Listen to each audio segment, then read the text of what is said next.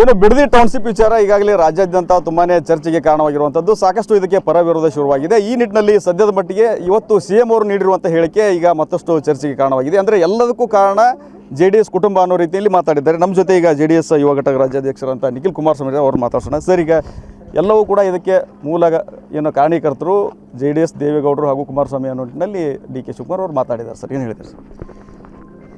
ಗೌರವಾನ್ವಿತ ನಮ್ಮ ರಾಜ್ಯದ ಮುಖ್ಯಮಂತ್ರಿಗಳು ಇವತ್ತು ಪತ್ರಿಕಾಗೋಷ್ಠಿಯನ್ನು ನಡೆಸಿ ಮಾತನಾಡಿದ್ದಾರೆ. ಒಂದಷ್ಟು ವಿಚಾರಗಳು ನಾನು ಕೂಡ ಗ್ರಹಿಸಿದ್ದೀನಿ. ಮುಖ್ಯಮಂತ್ರಿಗಳು ಒಂದು ಕಡೆ ಹೇಳ್ತಾರೆ GBDAಗೆ ಸಂಬಂಧಪಟ್ಟಂತೆ ಒಂದು ರಿವ್ಯೂ ಕಮಿಟಿಯನ್ನು ಸ್ಥಾಪನೆ ಮಾಡ್ತೀನಿ ಅಂತ ಹೇಳ್ತಾರೆ. ಮತ್ತೊಂದು ಕಡೆ 3 ಊರುಗಳ ಅಂತಿಮ ಅಧಿಸೂಚನೆಯನ್ನು ತತ್ಕ್ಷಣ ಹೊರಡಿಸ್ತಾರೆ. ಇದರ ಮಾತಿನ ಅರ್ಥ ಏನು?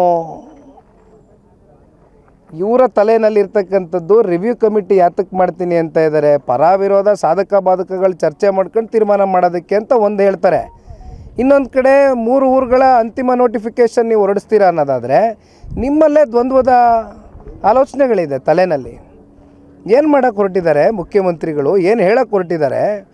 ಇಷ್ಟೆಲ್ಲ ಅನಾಹುತ ಆಗಲಿಕ್ಕೆ ಕಾರಣ ಮುಖ್ಯಮಂತ್ರಿಗಳೇನಾದರೂ ಒಂದು ಸ್ವಲ್ಪ ಸಮಯ ತಗೊಂಡು, ಯಾವ ರೀತಿ ಕುಮಾರಸ್ವಾಮಿ ಅವರು ಮೊದಲನೇ ಬಾರಿ ಈ ಪ್ರಾಜೆಕ್ಟ್ನ ಕೈಗೆತ್ಕೊಳ್ಬೇಕು ಅಂತ ಆಲೋಚನೆ ಮಾಡಿದಾಗ 3ನೇ ಬಾರಿ ಕರೆದು ಕೃಷ್ಣ ಕಚೇರಿಯಲ್ಲಿ ಕೂತು ರೈತರ ಜೊತೆ ಒಂದು ಚರ್ಚೆ ಮಾಡಿ ಪ್ರಾಜೆಕ್ಟ್ನ ಡ್ರಾಪ್ ಮಾಡ್ತಕ್ಕಂಥದ್ದಕ್ಕೆ ತೀರ್ಮಾನ ತಗೊಳ್ತಾರಲ್ಲ, ಅದೇ ಥರ ಇವತ್ತು ಮುಖ್ಯಮಂತ್ರಿಗಳು ಕೂಡ ರೈತರನ್ನ ಕರೆದು ಮಾತನಾಡಿದ್ದಿದ್ರೆ ನಿನ್ನೆ ಮೊನ್ನೆ ನಡೀತಲ್ಲ, ಅವೆಲ್ಲ ನಡೆದಿರೋದ ಘಟನೆಗಳು? ಟೋಟಲಿ ಇದು ಕುಮಾರಸ್ವಾಮಿ ಅವರ ಕನಸಿನ ಕೂಸಾಗಿತ್ತು ಮತ್ತು ರೈತರಿಗೆ 22ರಿಂದ 25 ಲಕ್ಷ ರೂಪಾಯಿ ಏನು ಪರಿಹಾರನೂ ಕೂಡ ಬೆಲೆಯನ್ನು ಕೂಡ ಘೋಷಣೆ ಮಾಡಿದರು. ಎಲ್ಲರೂ ಕೂಡ ಅವ್ರದ್ದೇ ಇದು ಅನ್ನೋ ಮಾತಲ್ಲಿ ಹೇಳ್ತಾರೆ. ಕುಮಾರಸ್ವಾಮಿ ಅವರು ನೋಡಿ, ದಿಕ್ ತಪ್ಪಿಸೋದು ಬೇಡ. ಕುಮಾರಸ್ವಾಮಿ ಅವರು ಎಂದೂ ಕೂಡ ಪ್ರಿಲಿಮಿನರಿ ನೋಟಿಫಿಕೇಷನ್ ಮಾಡಿರಲಿಲ್ಲ.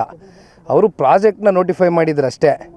ಪ್ರಿಲಿಮಿನರಿ ನೋಟಿಫಿಕೇಷನ್ನು ಫೈನಲ್ ನೋಟಿಫಿಕೇಷನ್ ಆಗಿರ್ತಕ್ಕಂಥದ್ದು ಈಗಿರ್ತಕ್ಕಂಥ ಮುಖ್ಯಮಂತ್ರಿಗಳ ಕಾಲಾವಧಿನಲ್ಲಿ. ಕುಮಾರಸ್ವಾಮಿ ಅವ್ರ ಮೇಲೆ ಗೂಬೆ ಕೂರಿಸೋದು ಬೇಡ. ರೈತರು ಹೇಳ್ದಾದ ತಕ್ಷಣವೇ ಕುಮಾರಸ್ವಾಮಿ ಅವರು 18ರಲ್ಲಿ ಮತ್ತೆ ಮುಖ್ಯಮಂತ್ರಿ ಆಗಿದ್ದಾಗ ಬೇಕಾಗಿದ್ದರೆ ಈ ಪ್ರಾಜೆಕ್ಟ್ ಕೈಗೆ ಎತ್ಕೋಬೋದಾಗಿತ್ತು. ಅವತ್ತೇ ಎತ್ಕೊಳ್ಳಿಲ್ಲ. ಮತ್ತು ಕುಮಾರಸ್ವಾಮಿ ಅವರು 14 ತಿಂಗಳು ಇವ್ರ ಜೊತೆ ಸಮ್ಮಿಶ್ರ ಸರ್ಕಾರ ಮಾಡಿದಂಥ ಸಂದರ್ಭದಲ್ಲಿ ಪ್ರಾಜೆಕ್ಟ್ನ ಅರ್ಥ ಮಾಡ್ಕೊಳ್ಬೇಕಾಗ್ತದೆ. ಸುಮ್ಮನೆ ಬಂದು ಪ್ರತಿನಿತ್ಯ ಸ್ಕ್ರಿಪ್ಟನ್ನು ಬರ್ಕೊಂಡು ಆಸ್ಕರ್ ಲೆವೆಲ್ ಪರ್ಫಾರ್ಮೆನ್ಸ್ ಕೊಟ್ಟೋಗ್ಬಿಡ್ತೀರಿ ಅನ್ನೋದಕ್ಕೆ ಜನ ಏನು ಅರ್ಥ ಆಗಲ್ವ ನೋಡೋರಿಗೆ?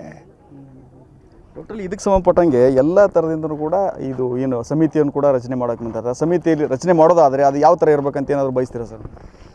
ನೋಡಿ, ಸಮಿತಿಯನ್ನು ರಚನೆ ಮಾಡೋದಿರಲಿ, ಮತ್ತೆ 3 ಹಳ್ಳಿಗಳ ಅಂತಿಮ ಅಧಿಸೂಚನೆ ಹೊರಡಿಸಿದಾರಲ್ಲ, ಅದಕ್ಕೆ ಉತ್ತರ ಕೊಡಲಿ ಫಸ್ಟ್ ಮುಖ್ಯಮಂತ್ರಿಗಳು. ಏನಿದ್ರಿ ಹಿಂದಿನ ಉದ್ದೇಶ ಏನಿದೆ? ಯಾತಕ್ಕೋಸ್ಕರ ಫೈನಲ್ ನೋಟಿಫಿಕೇಷನ್ ಹೊರಡಿಸಿದ್ರಿ 3 ವಿಲೇಜಸ್ದೀಗ? ರಿವ್ಯೂ ಕಮಿಟಿ ಮಾಡಬೇಕು ಅನ್ನೋದಾದರೆ ಅಲ್ಲಿ ಪರ ವಿರೋಧ ಸಾಧಕ ಬಾಧಕ ಎಲ್ಲವೂ ಕೂಡ ತೊಗೊಳ್ಬೇಕಾಗ್ತದೆ. ಅದಕ್ಕೆ ತಯಾರಿದಾರಾ ಮುಖ್ಯಮಂತ್ರಿಗಳು? ಒಟ್ಟಾರೆ ಅಜೆಂಡಾ ಕುಮಾರಸ್ವಾಮಿ ಅವ್ರದ್ದು ನನ್ನನ್ನು ಜೈಲಿಗೆ ಕಳಿಸ್ಬೇಕು ಅನ್ನುವಂಥದ್ದು ಇದೆ ಅನ್ನೋದು ಮಾತನ್ನು ಹೇಳಿದ್ದಾರೆ. ಕುಮಾರಸ್ವಾಮಿ ಅವರು ಯಾಕ್ರಿ ಜೈಲಿಗೆ ಕಳಿಸ್ತಾರೆ DK ಶಿವಕುಮಾರ್ ಅವ್ರನ್ನ? ನಾವು ನೋಡಿಪ್ಪ, ದೇವೇಗೌಡರ ಕುಟುಂಬ ನಾವು ಯಾರನ್ನೂ ವ್ಯಕ್ತಿಗತವಾಗಿ ದ್ವೇಷಿಸ್ಕೊಂಡು ಟಾರ್ಗೆಟ್ ಮಾಡಿಕೊಂಡು ರಾಜಕಾರಣ ಮಾಡ್ಕೊಂಬಂದಿರ್ತಕ್ಕಂಥವ್ರು ಅಲ್ಲ. ನಮ್ಮ ಪಕ್ಷ ಇಲ್ಲಿಯವರೆಗೂ ಕೂಡ ಇವತ್ತು ಬಂದು ಉತ್ತರ ಕರ್ನಾಟಕದ ನೆಲೆಯಲ್ಲಿ ನಿಂತಿದ್ದೀವಿ. ರೈತರ ಸಂಕಷ್ಟದ ದಿನಗಳಲ್ಲಿ ಅವ್ರ ಸಮಸ್ಯೆಗಳು ಆಲಿಸೋದಕ್ಕೆ ಬಂದಿದ್ದೀವಿ. ಯಾವುದೋ ಒಬ್ಬ ವ್ಯಕ್ತಿನ ನಾವು ಟಾರ್ಗೆಟ್ ಮಾಡ್ಕೊಂಡು ಹೋಗ್ತಕ್ಕಂಥ ಜಾಯಮಾನ ದೇವೇಗೌಡರ ಕುಟುಂಬದ್ದಲ್ಲ, ಅದು ಅವ್ರ ಕುಟುಂಬಕ್ಕೆ ಅನ್ವಯ ಆಗ್ತದೆ. ಇನ್ನೂ ಸಾಕಷ್ಟು ಘಟನೆಗಳು ಅವ್ರು ಯಾವ್ಯಾವ ರೀತಿ ನಡ್ಕೊಂಡಿದ್ದಾರೆ ಒಂದಷ್ಟು ವಿಚಾರದಲ್ಲಿ ಅನ್ನೋದು ನಾನು ಇವತ್ತು ಚರ್ಚೆ ಮಾಡಬಾರ್ದು. ಅವ್ರ ಥರ ಸಣ್ಣತನದ ರಾಜಕಾರಣ ನಾನು ಮಾಡಲ್ಲ. ಯಾರ್ಯಾರ ಜೀವನ ಬದುಕು ಹಾಳು ಮಾಡೋದಕ್ಕೆ ಯಾರ್ಯಾರು ಕಾರಣಕರ್ತರಾಗಿದ್ದಾರೆ ಅಂತಕ್ಕಂಥದ್ದು ಗೊತ್ತಿದೆ. ಸಮಯ ಬಂದಾಗ ಮಾತಾಡ್ತೀನಿ, ಇವತ್ತು ಬೇಡ ಚರ್ಚೆ. ಒಬ್ಬ ಮಾಜಿ ಪ್ರಧಾನಿಗಳಿಗೆ ಅಪ್ಪಾಜಿ ಅಣ್ಣಾಜಿ ಅಂತ ಹೇಳ್ಕೊಂಡು ಒಂದು ರೀತಿ ವ್ಯಂಗ್ಯವಾಗಿ ಮಾತಾಡುವಂಥ ಕೆಲಸವನ್ನು ಮಾಡಿದ್ದಾರೆ. ಇರಲಿ ಬಿಡಿ ಅಣ್ಣ, ಏನು ತೊಂದರೆ ಇಲ್ಲ.